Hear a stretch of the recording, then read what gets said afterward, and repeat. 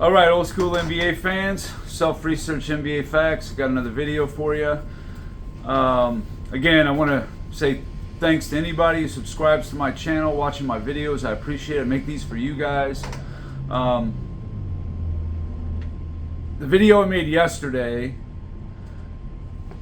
I got a little bit of pushback from. People think it wasn't somehow not fair, skewed against LeBron. Well, what criteria do you use that is a legitimate shot at winning a title? For me, that's the best way. You were the number one seed. You were the best team in your conference the whole year. And you reached the finals. If you're in the finals, you got a shot to win, period. It's not, the favorite doesn't always win. And somebody pointed out the 2017 Warriors, for example. Well, in the regular season, Cleveland split with them. And I still say San Antonio would have gave them a series. They beat them 2 out of 3 in the regular season and blew them out.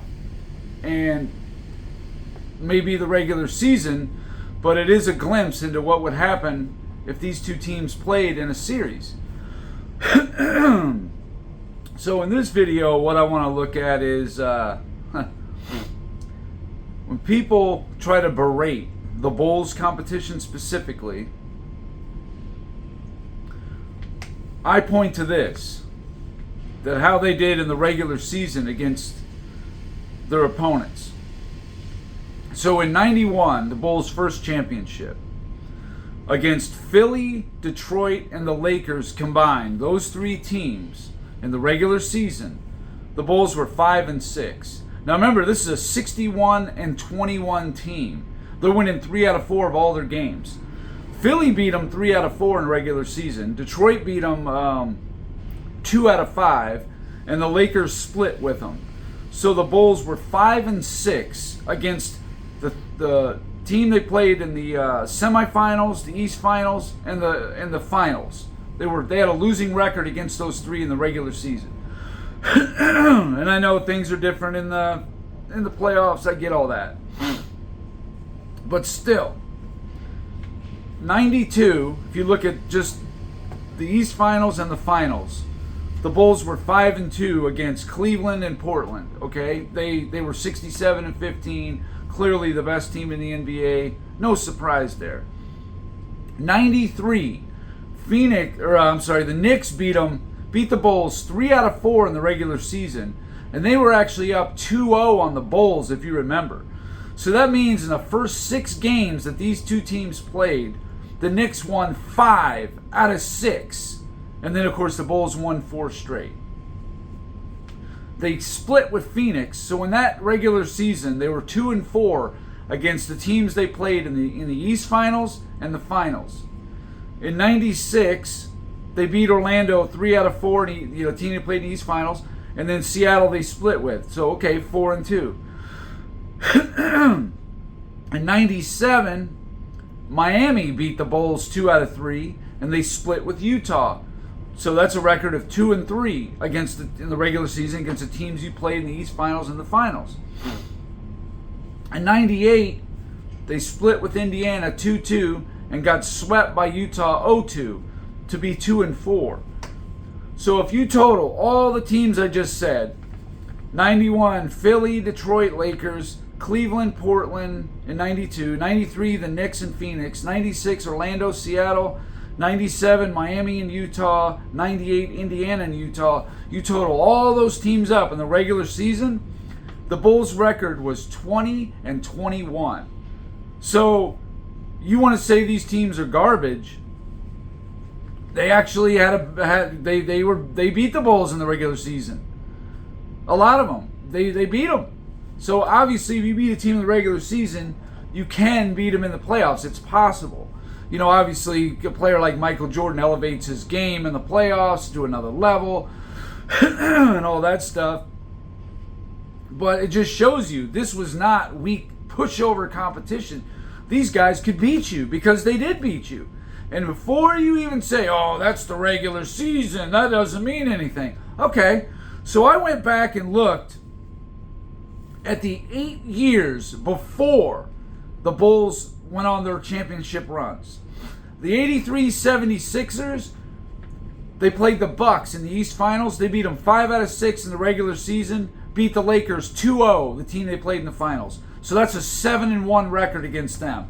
And yeah, they smashed them in the playoffs too. But it's just to show, yeah, same thing. In 84, the Celtics won it. They were 5-1 against Milwaukee. They were 0-2 against the Lakers, but 5-3 record overall. And they won the championship. They beat Milwaukee and they beat the Lakers in the finals. In 85, the Lakers won the title. They beat Denver 3 out of 5, and they split with Boston for a 4-3 record. The 86 Celtics played Milwaukee in the East Finals. They beat them 5 out of 5 and swept Houston 7-0 against their two opponents. 87 Lakers. They played Seattle 6 times. They beat them 4, and they beat Boston twice for a 6-2 record. They beat them in the playoffs. They beat them in the regular season. Same thing. 88, the Lakers beat Dallas 4 out of 5. Beat Detroit in both games for a 6-1 record against their two, the West Finals and Finals competition. The 89 Pistons beat the Bulls all 6 times they played them in the regular season and both times in the playoffs for an 8-0 record. And in the playoffs, they were 8-2. Not much difference. The Bulls won those 2 games, but almost the same thing. Things were different back then. If you're looking at it compared to how it is now with all the load managing and all that stuff, players getting injured all the time, yeah, it's different today, no doubt about it. That's why my cutoff is usually before 2020 when I try to compare things, because of all the load managing. Like right now, the 1 seed Thunder, probably not the best team in the West. It's probably Denver, right? I mean, yeah, it's totally different now with all the load managing and all the injuries. Guys don't play all the time. You really have no idea who the best team is. I mean, you have an idea, but the records don't reflect that. So in 1990, the Pistons, they beat the Bulls 4 out of 5 and split with Portland for a 5-2 record. And they beat them in the playoffs too.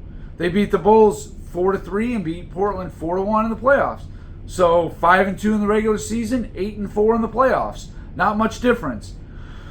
I threw in the 94 Rockets because that was another team that was in between all this. So I'm going from 83 all the way to 98. I didn't throw in the 95 Rockets because that wasn't fair, because Drexler wasn't there for the first 2/3 of the season. So it wasn't the same team at all. So I threw the 95 Rockets out. I didn't even look them up. I'm sure they probably lost a lot. But the 94 Rockets split with Utah, the team they played in the West Finals, 3-3 in the regular season. And they beat the Knicks both games for a 5-3 record. And guess what? They beat both teams in the playoffs too. Every one of these. 99 Spurs.